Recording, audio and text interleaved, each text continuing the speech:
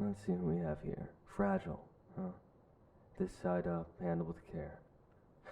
Well, I suppose that'll depend on whether or not you decide to behave for me. Right, Feathers? Still nothing. You alive in there? You're not gonna keep giving me this silent treatment, are you? I suppose it's too much to hope that you would have grown bored of the tactic by now. I do expect you to be a touch more stimulating this time around. We have a lot to talk about. There you are. Let's take a look at you. Well, I appreciate that the auction house took the time to dress you up for me. I paid additional for the cleaning and prep fee, but they must have appreciated the tip more than I expected. Yes, you look almost divine. Those robes tied with a little cute bow. Almost like a present. Very tempting. And just look at the little golden halo they've pinned to your hair.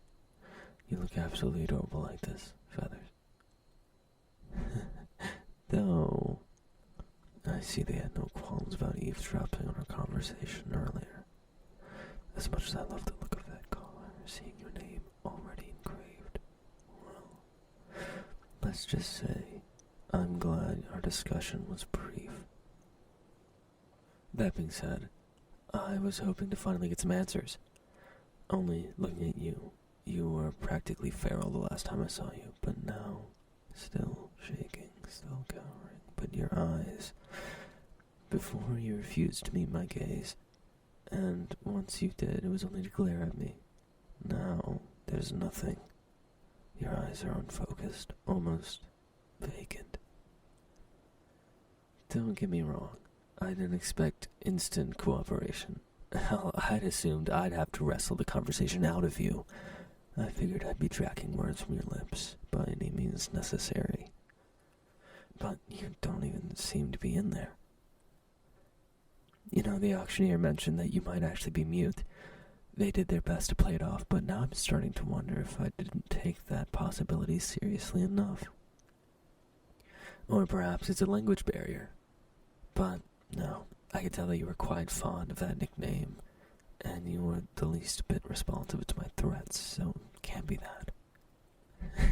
Granted, I don't know if I can call the growl you gave me a proper response, cute as it was.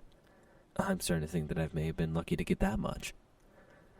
However, my questions aren't the ones that can be answered with a display of animosity. Regardless, I was prepared for that, and I was ready to fight you for every answer. But, like this, I don't even know what the hell I'm supposed to do with you. I hate to break it to you, but I would not have paid that much just to keep you around as a decoration. If you're not going to work with me, I'll have to find some way of getting my money's worth. Not even going to respond to my threats. Anyone home? Feathers. Do they drug you? I know occasionally that's how it goes with particularly difficult merchandise, and I can't imagine you were cooperative, but the auction house has always given me a heads up. Return policy. No. Known history. Basically blank. Receipt. I can't believe I spent this much. Prep and delivery services. Here we are. But no, nothing listed. Well, let's at least get you out of there so I can try to figure out what's wrong with you. Not even shying away this time. Is this all a trick? You're gonna bite me when I reach for you, aren't you? Alright, let's just get you... What the hell was that? Whoa. Whoa, no, hey, stop it. Where do you think you're going? No. Get back in here. Look. I don't want to grab you again. That was overwhelming. But I'm not letting you go. I'm in between you and the door, and you're in no shape of getting past me. You look awake, even more than before, but you're still shaking. I don't know what you've been through. You look half-starved, and I know the auction house doesn't have the best reputation for being particularly delicate, but I'd rather not add to your injuries. Don't force my hand. look at me, come on. No, hey. I can see you're thinking about it, and I'm telling you, don't. I don't want to touch you until I know what just happened, but I will if you try something. More growling, excellent. Exactly what I was looking for. I guess I was the one that mentioned it, but seriously, do me a favor and use your damn words, Feathers. You, okay, those are words. I guess I didn't ask, but hell, that was quite the mouth you have on you. Certainly wasn't expecting that. No, really, judging by your voice alone, one might mistake you for a siren rather than an angel. Yeah, a siren. Though perhaps not for the reasons you suspect. It's not your voice that's particularly special. Your vocabulary, on the other hand. No, I'm being entirely serious.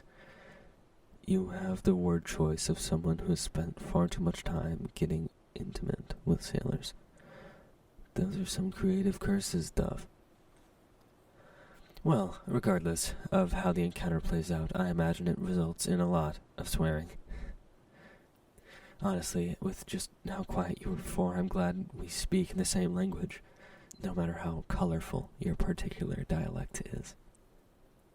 Anyway, it doesn't actually matter. Feel free to curse as much as you like. It's honestly adorable, and I'm just glad you're speaking.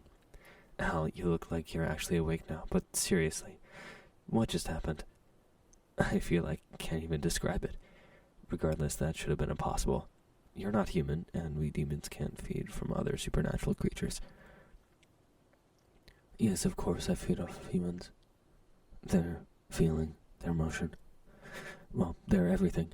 I'm sure you know that. But what does that have to do with what just happened? You're not some kind of human hybrid, are you? Damn. For a moment I wondered if I've actually been swindled. I thought the auctioneer may have found some half-harpy, half-human to pass off as an angel. No, of course I'm not disappointed. Well, maybe a little.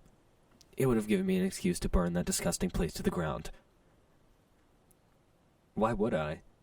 Damn, Feathers. I finally get you talking, and instead of answering my questions, you start going off on your own. Let's refocus, shall we? If you're actually an angel, what was that? I've never seen anything like it. So much pain, so much sorrow, and hate, and despair. Only a moment touching you, and I almost drowned in it. Damn, I can still taste it. What exactly is wrong with you? I didn't know that angels could feel at all, let alone so strongly.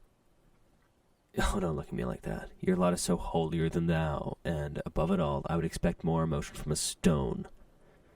And setting that aside, let's just say that was a lot of darkness for a creature supposedly of the light. Well, forgive me for not knowing much about your kind. Your little gated community in the mountains makes it nearly impossible to do any research.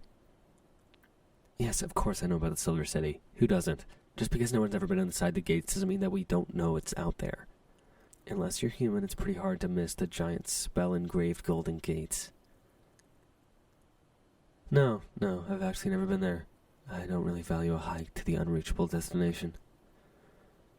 Unreachable, at least, before you came along. Right, Feathers? You won't help me. Oh, you're welcome to think that. I can't. What do you mean you can't help me? I haven't told you what I need yet. Well, yes, I suppose it's hard to guess that it has to do with your home. Not your home? Not since... Wait, what'd you say? Don't look away from me, say that again. It was them? Earrings? What does that mean? Who was them? It was them, the other angels. Your people. They were the ones who broke your wings.